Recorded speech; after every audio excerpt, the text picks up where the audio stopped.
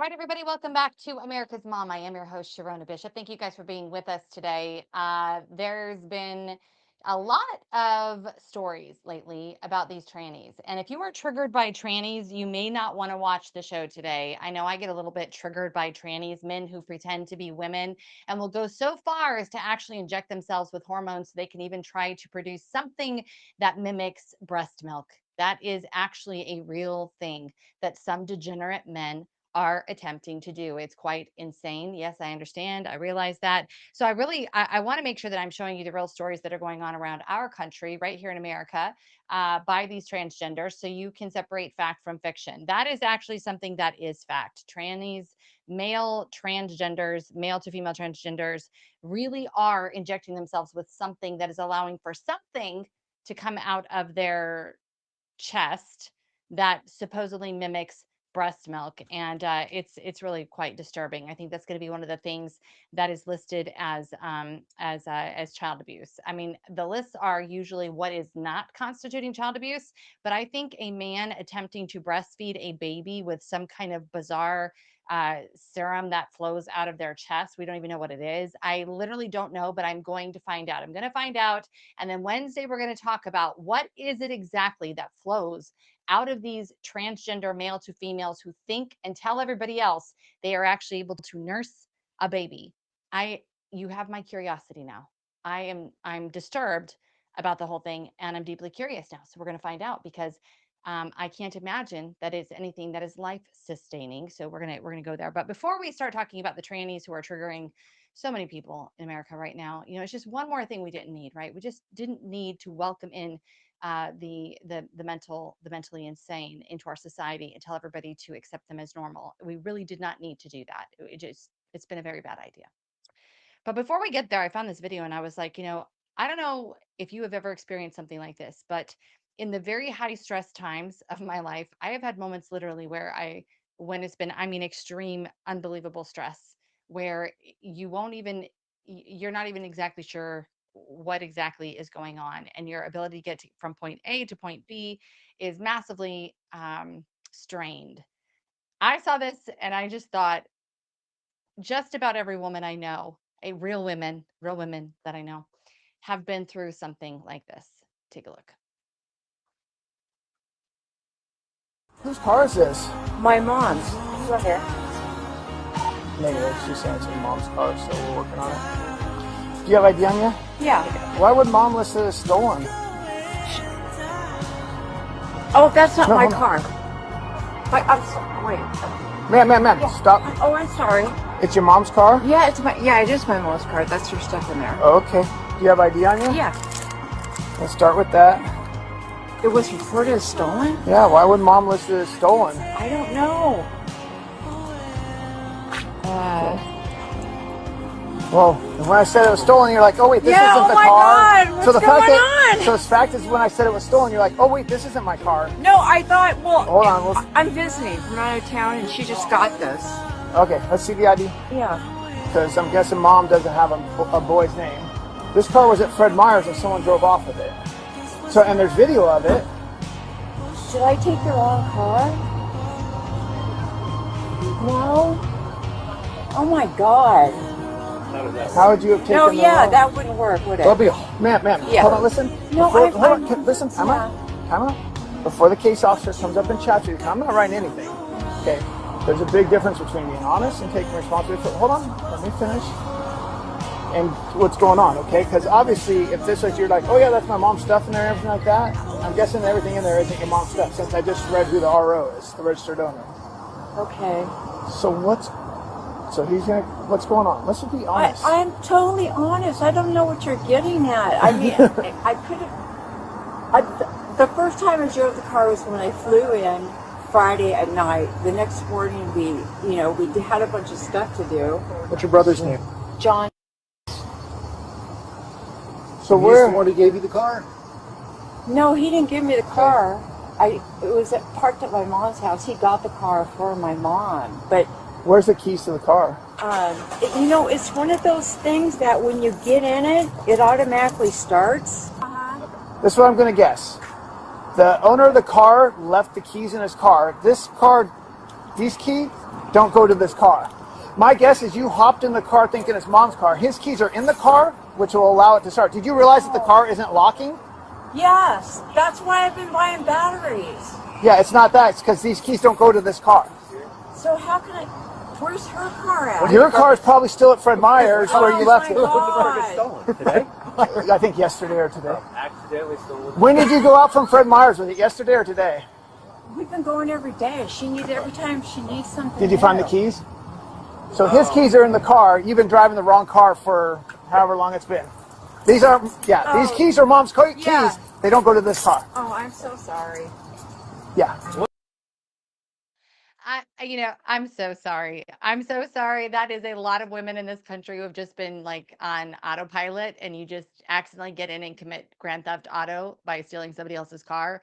That is such a mom moment. And yes, that did look like Kathy Lee Gifford. That's why I stopped and watched the video initially because I thought, oh my gosh, I had just seen her at Moms for America.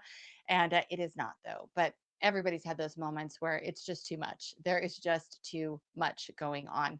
And I had the biggest laugh about that, especially when the officer puts the pieces together and realizes, oh, oh, did you think it wasn't locking the car? And I don't know if you caught that, but she kept buying batteries because she thought that the battery was dead in her uh, keys.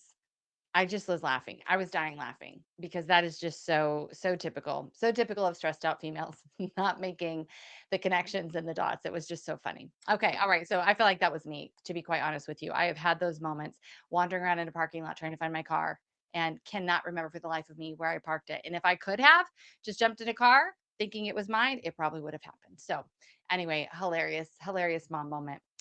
All right. So moving right along, there was a story that broke this last week that was absolutely, absolutely devastating. And as a parent, I show these stories to my kids when they're thinking about the decisions they're going to make and what they're going to do with their lives. And I think it's a great tool to show real life experiences, decisions that kids, teenagers have made in the last minute that completely reshapes their entire future and lands them in this case in prison for the rest of this child's life. This boy was 18 years old, and if we can put it up, he is was found guilty this last week of murdering this 15-year-old girl. This is just an unbelievably horrendous story, and probably the biggest reason why is because he you know, the people you hang out with is just so incredibly important. But it was him and one other person, and they made the decision to rob these three girls. This was a Thomas Stein is his name, the 18-year-old Thomas Stein. I want to say what his name is because I think it's important. There's a real person, and he made a very, very, very foolish decision that ended in the death of Kayla Rincon Miller. This was in March of 2024. He pulled up him and another teenage idiot pull up in a car thinking they're just going to rob these girls, which that is not a normal thing, by the way. Robbing people is not a normal thing. That's not a normal behavior. Someone in the car should have stopped everything. I wanted to show you guys the video of when he gives his statement to the family, and you recognize that potentially, possibly, this kid might legitimately be sorry for what he has done. He asks the judge during his sentence if he can hug his family one more time, which the judge denies, rightly so. And it's just a horrible, horrible moment because these kids are making decisions that are going to, number one, alter their own lives, but most importantly, resulted in the murder of someone else, the death of another young woman, Kayla Rincon Miller. Now, interestingly enough, this happened in Florida. And, Florida has been becoming very strong on their legal system, quick with their consequences for these kind of actions. And this kid is going to be spending the rest of his life in prison. He doesn't even have the potential for parole. He will be there for the rest of his life after making the decision to rob a group of girls, and then someone, he says it wasn't him, it was the other child, the other kid in the car, somebody shot and killed this 15-year-old girl. And it's the decisions that our kids are making every day, right? That are going to change the trajectory of their lives. These decisions, who they're going to hang out with, where they're going to be at 1 o'clock in the morning or midnight, even the girls. I mean, these are the conversations that are so necessary and worthy to be having with our kids of who they are, what they really want to be, what is their vision for their life, what do they want to do, what do they want to accomplish with their lives that will eventually keep them from being in these positions where they're driving around seriously contemplating robbing people and have a gun with them at 18 years old to shoot and kill a teenage girl. It is just a horrible, horrendous situation. We spent 20 years working with kids in Division of Youth Corrections and seeing stories like this on the regular. It wasn't nearly this aggressive back. This was up until 2017, from 97 to 2017, 2018. And watching stories like this play out. And the thing about it is, too, like you could say all day long, well, maybe it was his family. His family showed up for him, his family was there for him. These kids are making decisions. I kind of see, with having raised four kids my own, 12 years old and up, they really start making decisions on their own. They're deciding what they believe is in their best interest and what's going to get them from A to B, they believe, and serve them the most. And I think it's really important to show stories like this. The judge, having to deny this 18-year-old killer, he is a murderer, the request to hug his parents. That's the thing about it. These kids always become so childlike once the consequences of their decisions finally hit them. And an 18-year-old incarcerated in big kid in adult jail rather is a nightmare. We've watched these kids who transfer or transition to the adult prisons, and they're unrecognizable within the year. It's a horrible, horrible outcome and a horrible story. And I felt so much for the parents of this girl. She's just a beautiful, beautiful girl, Kayla Rincon Miller. And I'm thankful that Florida is being swift to execute their justice on behalf of these families. I mean, a situation like this from March of 2024 could have gone on until next year or 2 years down the road. And swift justice is happening in Florida. It needs to happen. And I hope this will prevent a lot more young men from doing something so stupid and reckless. Number one, having a gun. Number two, seeking to rob young girls walking on the sidewalk. Like, it's just, the whole story is so disturbing, but it happens on a regular basis. Boys are doing stuff like this on a regular basis, having no thought for their future whatsoever. So that was just a crazy story. And as a parent, I mean, we talk about all the ways that we're going to keep our children safe and all the things that we're going to do to protect them. At the end of the day, I really believe one of the biggest avoidances of reckless behavior like this is showing your kids what is actually possible for them. This can be your future if you don't think about what you're doing today. It's just absolutely the saddest, saddest story. He was sentenced to 25 years plus an additional 45 years in prison, and 15 years for each girl that he robbed, in addition to the 25 years for murdering this young lady. It's absolutely the most saddest thing ever. And so I encourage parents to show your kids these stories. This is what can happen. All right, triggered by trannies. Let's get into this because the transgender movement, especially these dominant males who try to convince us they are women, based on they're wearing a dress, they've taken a little bit of estrogen, so they've upped their Meta Gold milk, antibiotic rich, non-organic, and they've got some serious estrogen in there too. And maybe they're starting to lactate a little bit, it sounds like, and they grow their hair out and they put makeup on. So, like, what's wrong? Why are they not? Why are you not letting them pass? Why are you not calling them a woman? Well, probably one of the most ridiculous examples of this dominant transgender alpha push, male to female usually, by the way. I mean, I don't see a lot of the women getting all mad that you didn't call them a dude.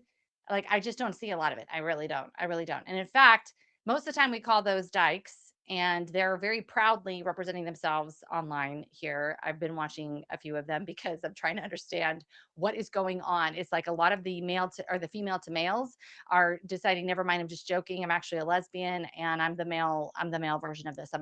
Which they call themselves dykes. I'm not saying that, that's what they call themselves. And so I'm watching this and I'm trying to figure out, why are these male to female trying to force us all to either acknowledge what they're doing as real, or else you're going to pay. Okay. Well, there was an interesting video came out this week. A Chili's employee actually was fired for choosing not to use the trans pronouns that this person wanted. Now, this is a crazy story. This guy doesn't really strike me as some right wing, conservative MAGA guy or anything like that. Looks like a guy that's working in a restaurant, and he has just had enough. And I want to say, before you watch this video, I really think this is the consensus. That's what I'm saying. The women who've been trying to do the female to male thing, I think they're backing away from that because it is so wildly unpopular and gross, and people are just not buying it. It's not passable. It doesn't work. They're not buying it. And thankfully, I think women are understanding this a little bit faster than these male to females who are bent on force. They are forcing us to consume what they're laying down, probably mostly because there's a deviance that comes with it. There's some kind of fetish that they have associated with it that just doesn't really exist in the female population. And then partly because of videos like this and people like this that are not these hard right MAGA people. They've just quite frankly had enough. Take a look. I just want to thank everybody for reaching out. All of the comments, the messages, everyone tagging your lawyer friends, sending me messages. I appreciate it. This is a really weird time. I did not wake up this morning, expecting to be a warrior in this culture war fight. But God puts us in positions that we don't really understand at the time. But one thing I know is that I'm not gonna let this go. This is wrong. This is an injustice. This is flat out bullshit that anybody even has to put up with this at work, much less get fired for doing nothing other than calling their coworker by their government name. I have never been fired from a job ever in my life before. I have never been asked to quit, resign. I have never been asked to resign. I've never been fired, period, ever. I've never been written up at a job. I have never been reprimanded, disciplined at any job. I have no disciplinary record at any job. And I got fired for the first time today from Chili's for doing the high crime of calling my coworker, whose name is Madeline, by her name, which is Madeline, and not referring to her as her chosen name, which is Fish. Fish, Fish. I'm too old I'm just getting too old and I'm at a point in my life where, like, I'm not participating in that shit anymore. Like, I don't care. I'll put my foot down and I'm just not participating in it. And nobody can make me. Nobody's going to shame me into participating in it. You're not going to force me by controlling my money. You'll never get another job. People are telling me, I'm never going to get another job because of you will never shame me or force me into changing who the fuck I am. Period. Not Chili's, not any job. Not Oxford House, not any job. And this ain't my first time having to deal with this shit, but I stand up for myself. And this was teetotal bullshit and a total violation of. Bring it back. Bring it back. Here's the thing about Mr. Ford there. What a great example to everyone else. So on this particular situation, you've got a non-binary who wants to be called Fish, and he says, "I will not be engaging in this. I'm going to call you by your legal name, and gets fired from Chili's. And as he said, I agree. I think we're just too old for this stuff, and we need to be standing up for ourselves when it comes to this degeneracy and this mental illness. Quite frankly, it's a mental illness to decide you're a fish. Okay, to decide you're non-binary. It doesn't meet the criteria of truth and reality and facts. It is completely made up, and we are not 5 years old. We are not playing fantasy land, especially not at a job. So it's just enough. It really is. It's really just enough. And for those who are making decisions, who are on pharmaceuticals, please consider getting off of them so that you can make rational, clear decisions that benefit the people that you represent and you have some governance over. And especially if you're making judiciary decisions, you might want to consider getting off of those SSRIs very quickly so that you can make sound decisions. There's so much evidence now that demonstrates that you are not thinking clearly if you are using SSRIs. And we see so many people who are involved in the transgender lifestyle, the queer lifestyle, who are taking pharmaceuticals and can no longer make rational decisions for themselves. So I think it's multifaceted. I really do. But at the end of the day, it's still mental illness, and we should not have to oblige it. Certainly should not have to worry about your way of life, your ability to make money and produce for your family by not calling someone Fish. Chili's, very bad move, very bad decision. The person who needed to be removed was fish. Madeline, Madeline the fish needed to go. So, very interestingly, there is a new study out, and I have been spending a lot of time combing through this study. It is extremely controversial, but only if you're here in America, because this is the beach ball effect in the UK. In this study was actually done out of Sweden. This is a unbelievable document. I have already posted this actually on all social media because I think it's extremely important for everybody to start reading. If you want data and you are trust the science people and all of that, this is it. This is it right here. This study was done out of Sweden. It was just finished up. It began in 2021 and is now making the rounds all throughout the social media sphere. It was called the Evidence and Data on Trans Women's Offending Rates. Okay, so we've talked about the violence that trans women, male to female, transgenders, the violence that they incite in their own lives, in society.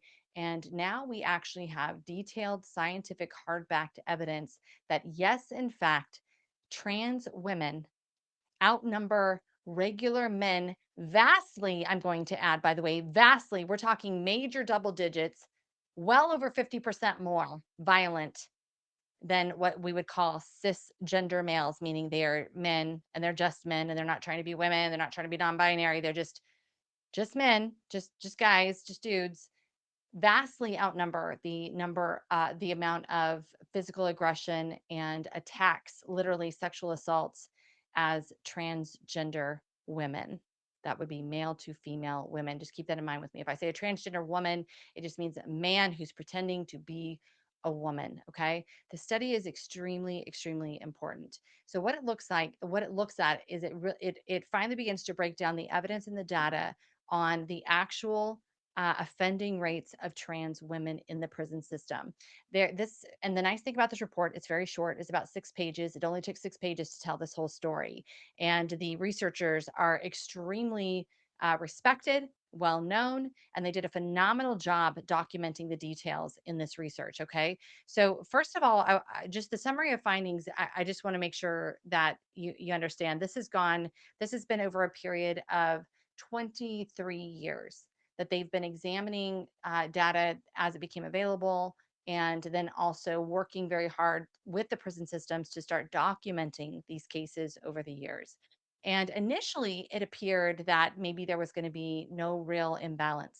Okay. That human, formerly men in general, all have the same rate of aggression. Okay. Sexual assaults, but rate of aggression specific, or sexual assault specifically, rate of aggression, generally speaking. That was so not true. And as the social media campaign, the political social campaign rolled out of acceptance of queer theory, acceptance of transgender ideology, specifically from the years of 2011 until 2025, the radical uptick in the number of assaults and aggression by transgender women grew exponentially. It's the idea, if you build it, they will come. If you start giving license, if you start saying that this is viable, if you start giving permission, and then especially if you start forcing corporations to write commercials that support and endorse. Think about Bud Light. Don't forget Bud Light. I can't. Mulvaney, I think, is the boy's last name. He, gets out there fronting like a woman, and he's still doing it to this day. He was an actor.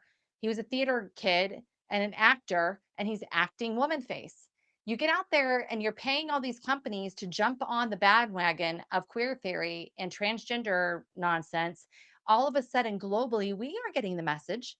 We're getting the message that we're not allowed to talk about it.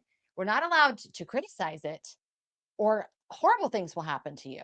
Horrible things will happen to you. And it will be your own dadgum fault because you questioned mental illness.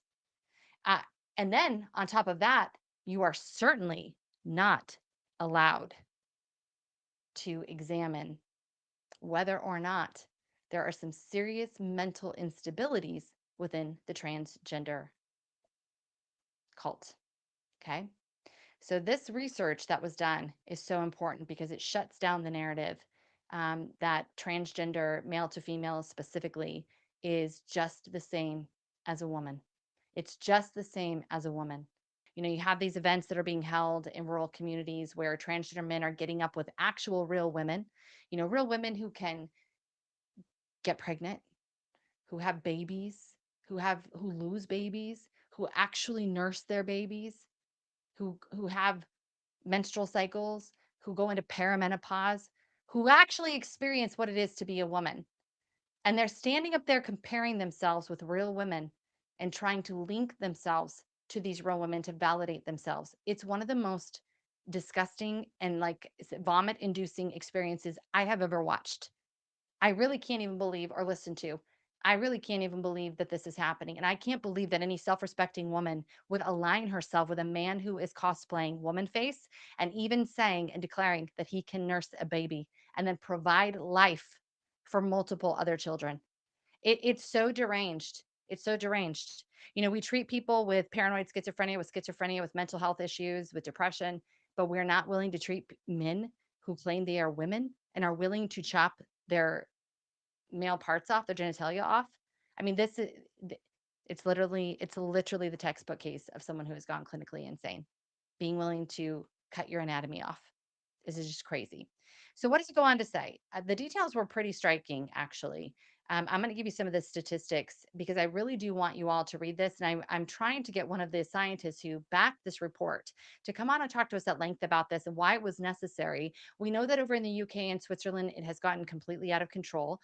They have speech laws. You must call them by whatever pronouns they want, or you can land yourself in jail. That extends to social media as well. You are not allowed to say anything that would be considered transphobic on social media, or you will be getting a visit from the police, if not heading straight to jail. Do not pass go, do not collect 200. You will just be sitting in jail because you dared to make fun of or tease or say anything negative about a transgender, period. So, okay. Um, First of all, it's important to note that this study has not been discredited. They actually take the time to make sure that people know this, that it has not been discredited. There's nothing about this report that has been disproven. Here's the numbers I want you to hear. Male to female transitioners were over 6 times more likely to be convicted of an offense than female comparators at 18 times more likely to be convicted of a violent offense. The group had no statistically significant differences from other natal males, natural males, for convictions in general or for violent offending. The group examined were those who committed to surgery. So they were willing to chop off their genitalia. And so they were more tightly defined than a population based solely on self declaration. So this is how extreme this gets. We're talking about people who have committed themselves in this study to the full endorsement of the trans ideology cult. Okay, they've gone all the way. They have had surgery. They've got, they probably did top, they did bottom. They are presenting as women for all intents and purposes. Okay, so here's where we get our numbers finally. Um, Sorry, I want to make sure I'm telling you exactly the numbers. Okay. The comparisons of official MOJ statistics from March, April of 2019, these are the most recent official count of transgender prisoners. Listen to this. 76 sex offenders out of 129 trans women. That's 58.9% of the population. These are sex offenders out of the 58.9% of these trans women were sex offenders. In the women prison population, only 3.3% of the female population are sex offenders. And in the male population, these are just straight, traditional, regular men, 16.8% of the male population were sex offenders. So let me go reel that back again. Listen to this. 58.9% of the transgender population are sex offenders. That's as recent as 2019 was the most recent data they had compiling all of this particular study. There's several studies within the report. That is massive versus regular men who are showing 16.8% of the male population um, as sex offenders. These are egregious numbers. These are numbers that give us pause and say, as a parent, why would I ever stand by and allow a trans woman to come into my children's school, to come into the high school, to volunteer anywhere where children are, period, to be a house mother of runaway children, to serve in any capacity that is anywhere near vulnerable people. Why would we do that? The science is in, the data is in, and the report goes on to document many of the most unbelievable cases and in connection with the rise of queer theory, how that was adopted so that we would just accept transgender male to females and allow them into our most vulnerable spaces. This is not a conspiracy report. This is a factual data report. And I encourage everybody to please go check it out. I have posted it on all social media platforms for America's Mom, and I will post it again underneath the show link here so that you can actually dive in and read for yourself. It's only 6 pages. It's not long. And I really believe we need to take it, print it off, and start delivering these to our schools because we don't want to add any more potential risk for harm for our children. We're dealing with enough with heterosexuals, male and female both, acting as predators on our children at school. We do not need to introduce a whole nother population that has demonstrated they are 50%, or excuse me, 45% more likely to offend sexually than the regular population. Okay. Why would we do that? We should never do that. And now we have the evidence that can back that up and give teeth to our argument that they should be nowhere near our children, period. No gay straight alliance clubs, no parents, P flag parents and whatever it is, friends of lesbians and gays, no queer endeavor, no collectives, whatever those are, and certainly no setting up shop with our adult handicap population to turn them queer. We can't afford to keep putting out the most vulnerable people and offering them up as sacrifices to a population that we now know for a fact, there's no dismissing it, there's no denying it anymore, are the most violent group, the most violent population, male to female transgenders in our world, period. Please stop sacrificing your children to them. Sometimes I just want to remind everybody too that 1-833-42-PROTECT-KID is there for you.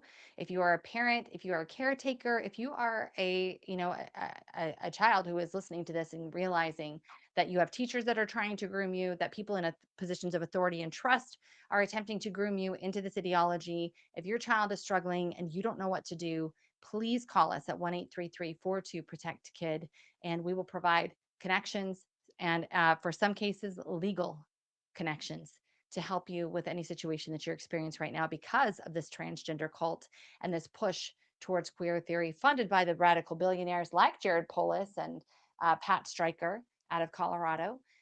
They're all over this country promoting and funding this agenda. So please reach out, guys. Please reach out. All right. So this is really interesting. We've talked about surrogacy. We talked about it obviously last week because we brought the story of the UK baby, little baby Presley, and the horrendous outcome of the two fathers, two homosexual men who were able to adopt or foster to adopt this child. They were in the process of adopting the child. He didn't even last 4 months before egregious injuries led to his death. Those injuries were consistent with sexual assault and asphyxiation because an object was forced into his mouth and down his throat.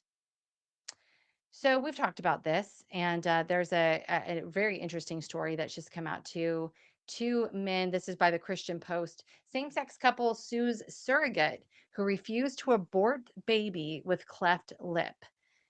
They threw me away, quote unquote. This is just from July 10th. This is an interesting story, actually, because um, this story is really about whether or not the mother has rights as it pertains to the child if she feels that they are calling for the termination of a baby even though there's no serious damage to the baby. There's nothing that should warrant the abortion of the child. So what ends up happening is this mother, now they're not releasing names, by the way, so if you're wondering why I'm not saying names, they did not release names on this story anywhere. I looked everywhere trying to figure out who this gay couple was. I'm going to guess they're famous, and I'm going to guess they have a lot of money because they were able to keep their names out of the news.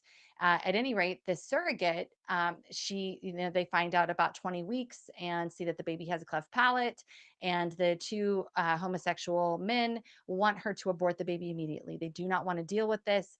This is not a perfect baby. They don't want this. And she argues with them that according to her contract with them, this is not a life-threatening problem. So therefore, she does not have to terminate the baby. She does not have to terminate the pregnancy. And so, because of that, they became very upset. The two gay men actually end up taking the baby after the baby's born. There's a light surgery that had to be done for the cleft palate. They actually take the baby, but then they turn around and they sue the surrogate for not aborting the baby. They're saying she's in violation of their contract, but the contract clearly stated that if it wasn't life threatening for the baby or the mother, then there was no reason to terminate. Then it would not be, she would not have to terminate the pregnancy. So it's a really interesting case to watch. And it speaks a little bit again to what I was alluding to last week of this, women temper men. There's a man and a woman because women temper men. And men are not always thinking, obviously, the way that a maternal mother would be thinking about the situation. Obviously, it's the surrogate who doesn't even have any genetic tie to this baby. She's just carrying the baby and giving life, obviously, to this child. But it's not her egg, you know. She it's not going to be her baby at the end, but she feels the need to protect the child immediately. And we see this in the animal kingdom too. We see the moms always protecting the kids from the dads, from the men, from the big scary male population. And in this case, there is a lot of that goes on within a relationship also, because the husband has a certain way, a man has a certain way of being. It's not necessarily nurturing and maternal, and it's protective, but it's not nurturing and maternal, and doesn't always understand what a baby would need, or value life the exact same way because they haven't carried life before. It's not a slam, it is a reality of how men operate versus women. And so I've honestly worried for a long time. I just have never, I've never believed in same-sex surrogacy or adoption ever, because it's an imbalance hugely. I don't believe in it for females and I don't believe in it for males. And by the way, there was a government study that was done over the period of 20 years that followed families that were same-sex families, male, same-sex family, female, single mothers, um, mother, father, family, intact family. And the study is really incredible. I found it in 2019, and it shows that the best obvious ideal situation for a child is mom and dad, period. That is the best outcome you will ever have for children, is mom and dad raising these kids together. You have a balance of natures, of the male nature, the female nature, and you have protection, you have provision, and you have that maternal love and instinct, but you also have the incredibly needed, strength of the father, of the man. And then it would go on to say that the worst situation for children ever, the absolute worst situation ever, was two females. That provides the worst outcome for children. Before that, of course, is two males. And then before that, of course, is a single mother. Actually, ideal outcome. A single father actually was able to kind of beat out or be pretty close to single mom, because we need those fathers for sure. But the worst possible outcomes were generated by same sex couples, because there's an imbalance, I believe, there of natures. And so when I looked at this, same-sex couple sues the surrogate mother because she won't abort the baby. I'm like, there's a missing piece there when you're doing surrogacy. You are not. I can't speak for everything, but I've heard Khloe Kardashian even talked about this, and not even sure that doing the surrogacy route was a good idea. That this was a moral pathway to have children, and she did surrogacy, I believe, twice. So everybody's kind of figuring out that maybe this isn't the best pathway forward. But what about same sex couples, though? And again, this is where there's callousness here that's associated with this. They chose a lifestyle that does not naturally produce children anyway. So why do they get to have children through a woman when they don't want a woman? I mean, there's a lot of questions about that, not to mention gestational carriers, as they've been termed, really since I've seen surrogacy. I never knew they called women gestational carriers, but that's a term that's been used for several hundred years, actually, when it pertains to surrogacy. This is not new, but it definitely, the way we're doing it now here in America with IVF, and then, of course, giving a baby to two fathers who are lacking that maternal instinct, that nurturing instinct, and may have certain deviancies that just follow the lifestyle of male homosexuality, I just think, again, we're creating a very, very bad environment. Recently, there was a situation in Utah also, where you had a high profile case involving a lesbian, gay, bisexual, or transgender parents in Utah. The lesbian couple successfully sued after the state refused to put both of their names on the child's birth certificate. So now you start getting into this issue of how is the child going to be named? Are they required to acknowledge both same sex parents on the birth certificate without, like, this gets into crazy land for the actual child, which always makes me think it wasn't about the child. It was about the selfish desire of these people to have a baby, period. And some of them, it's been proving, has not been for a good purpose, like the two fathers, the two men rather, in the UK, who took baby Presley, and it became very evident why they took baby Presley pretty early on. Now, that is not to say, obviously, that we don't have heterosexual couples or that are taking children and abusing them. There are so many of those stories. They're rampant, and that's my point. Why are we adding one more thing that we know is not probably going to end well based on the data? Why are we doing this? Why are we rolling this out? There's been a lot within this queer movement as well that's pushing the transgender ideology onto children, within the lesbian community, who are adopting the queer theory. Not all lesbians do this, obviously, but the groups that we're seeing out of Austin and Houston, I live in Texas, which has spent a lot of time going after families that are mutilating their children, that are adopting the trans ideology and transing their children. The CPS system in the state of Texas and law enforcement are going after those parents because it is abuse. They consider this to be abuse of children, and I would absolutely say mutilation falls right in there. So what is happening here with this crazy circus of a family unit that they're trying to put together that is unnatural, it's not normal, and it doesn't produce an outcome that is viable. It doesn't produce a healthy outcome. And it's interesting too. You've probably read these stories too, but I've read some stories of children who have come out of lesbian relationships. I've seen some of those children that have come out of that in the Division of Youth Corrections. We had several young men that were with lesbian mothers or living in lesbian foster care in Mason County, where I came from, and it doesn't go well. It just doesn't go well. It's really, really tough. You got a lot of emotion, you got a lot of stuff going on in those homes, and it's just more problems than you would have naturally with just regular traditional structured family units. And I just wonder why are we doing this? Because it's not scientifically in the best interest of the children. We already know. Government did a 20-year research study. They know it's not in the best interest of children, and yet they do it anyway. And I always have to go back to money. I think that that's a huge, huge issue. I sat next to a woman who was carrying a baby for a homosexual couple out of Florida. I flew sitting next to her and her daughter on the way back from Florida to my home, and she was carrying this child. She was going to be paid $100,000 for this child. She received all, premium health care, the best food, the best everything, vacations while she was pregnant, all these things. I mean, it's a lot of money. And she's going to be the one birthing this child for them, her second child that she had carried for them.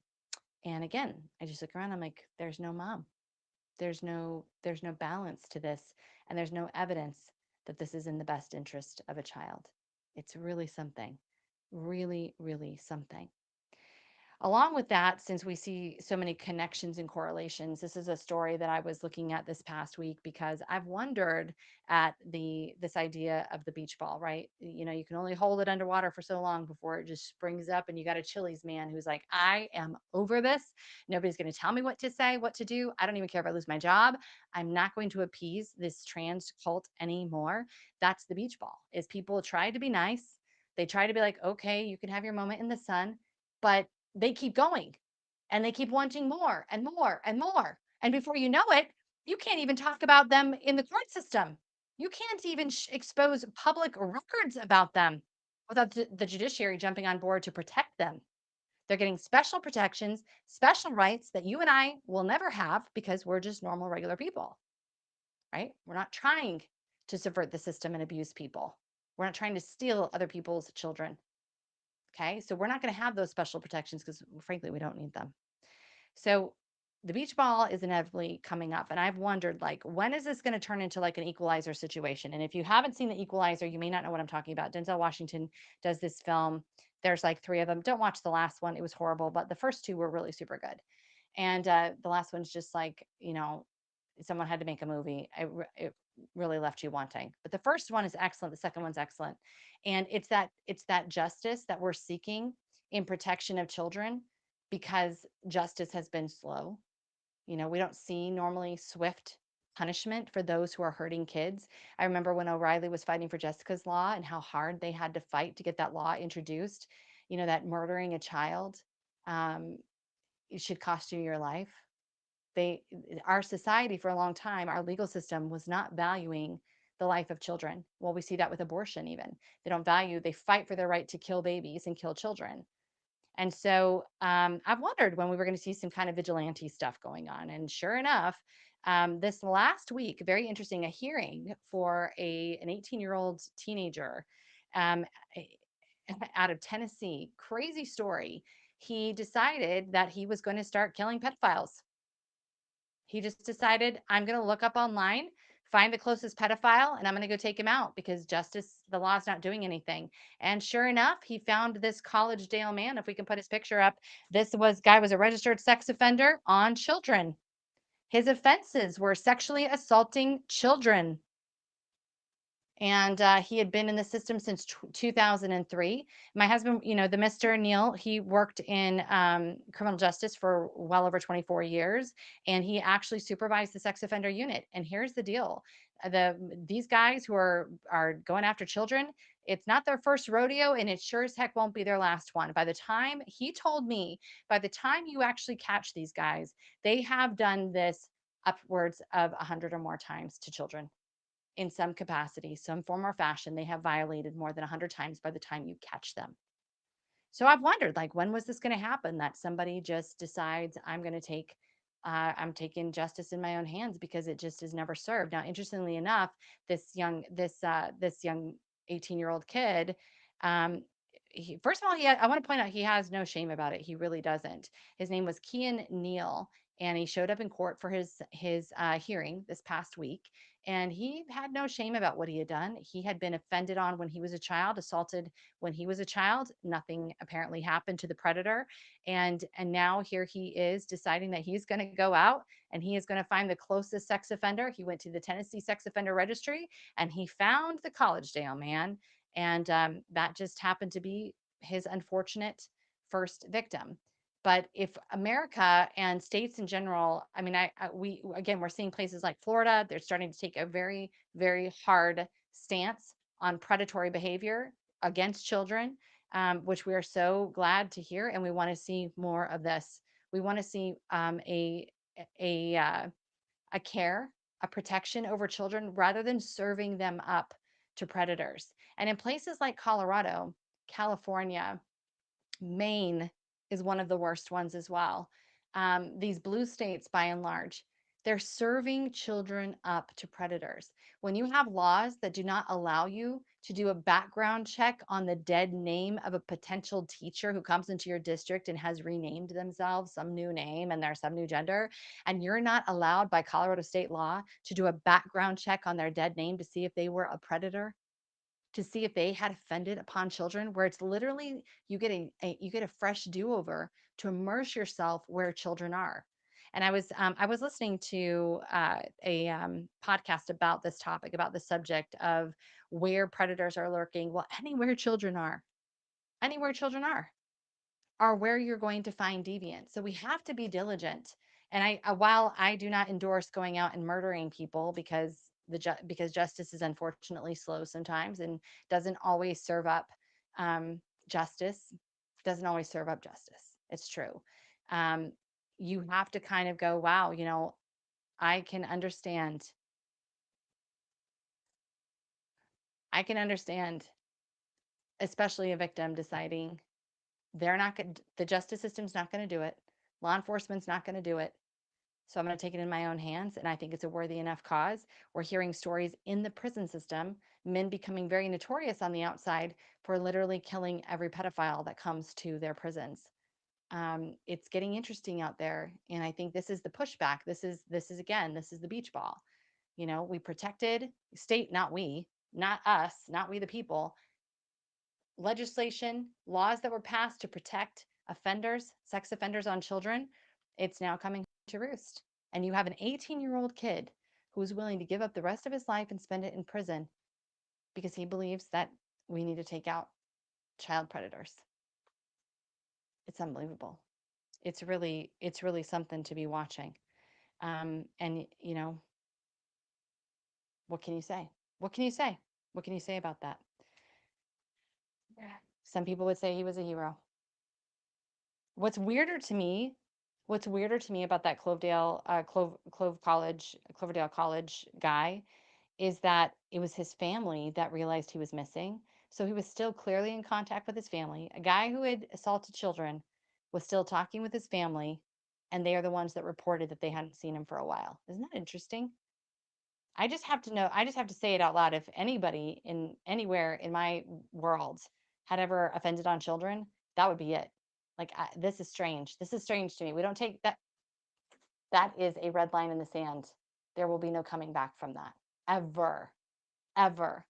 Because as I stated and shared with you, by the time someone gets caught doing that, they have been doing it for a very long time. They have taken other opportunities. They have done other weird, nefarious, bizarre things. They have already been hurting children long before you catch them because they're devious by nature. They're doing deviant things. It's all devious by nature.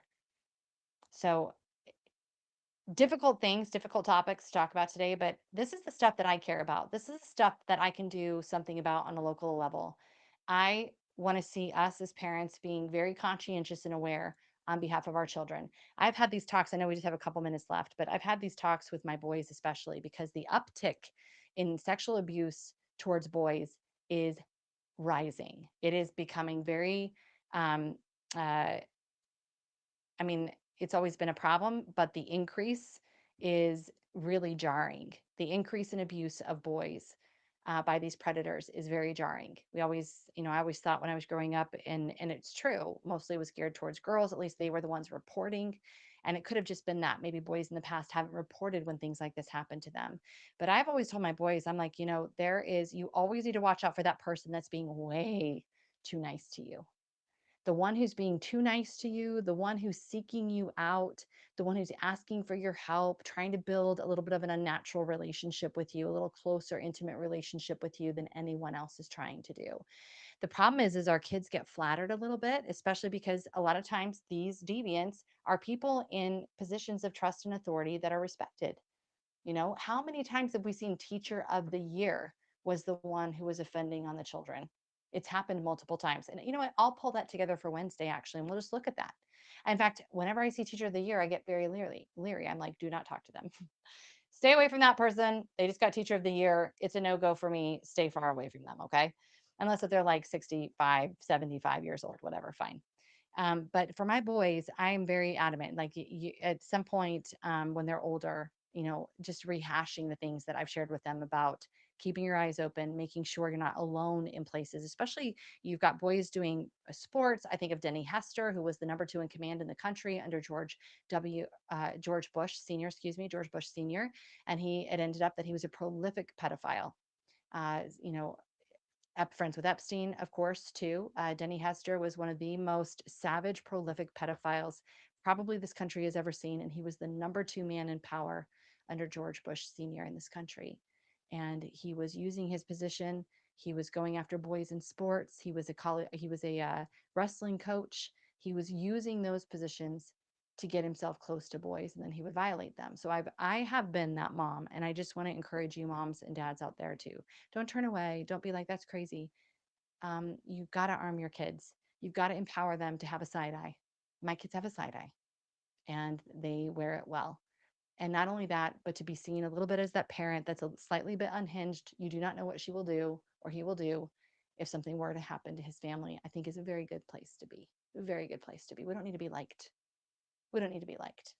We need to be protective, and we need to be watching out for our kids, because this isn't changing. It's growing more prolific because of social media, because it's so easy on the dark web for people who traditionally wouldn't have gone seeking after this stuff to become exposed to it and then want to go eventually in person and do it in real life. It's a weird world that we are living in right now. And again, I just encourage you, watch out for your children. I always believe the worst, and I think it served me well. Thank you guys so much for being with us today on America's Mom. I know it was a heavy topic today, but it's necessary. And just a couple reminders that I hope will help you to know what to be paying attention to with your children. And let's not open up the doors anymore for more predatory behavior on our children. Let's not subject any more children to violence or to assaults or sexualization. Why would we do that? It's not necessary. We don't need to do that. If you've chosen a lifestyle that does not allow you to have children, that was your choice, and those are your consequences. Thank you guys for being with us today. We will see you back here on Wednesday. Remember, all that is necessary for evil to prevail is for good men and women to do absolutely nothing.